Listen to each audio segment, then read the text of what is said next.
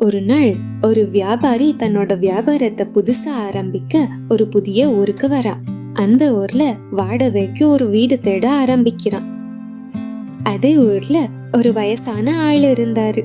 இவர் பேரு ராஜையா. இவரு ஊர் மக்களை ஏமாத்தி நிறைய சொத்து சேர்த்து வச்சிருந்தாரு. அந்த வியாபாரியோட பேரு கிருஷ்ணா. இந்த ஊர்ல வீடு தேடி தேடி கடைசியா ராஜையா வீட்டுக்கு வராரு.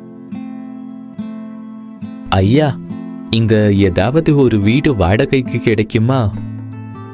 ராஜையா கிருஷ்ணாவை ஒத்து பாக்குறாரு.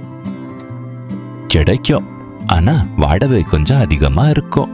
கொடுக்க தயாரா இருந்தா சொல்லு, வீட்டை காட்டுறேன். கிருஷ்ணா கொஞ்சம் யோசிக்கிறான். ஆனா வேற வழி இல்லாததால ஒத்துக்கிறான். ராஜையா அவனை கூட்டிட்டு ஒரு பழைய வீட்டுக்கு போறான். இதுதான் நான் சொன்ன வீடு.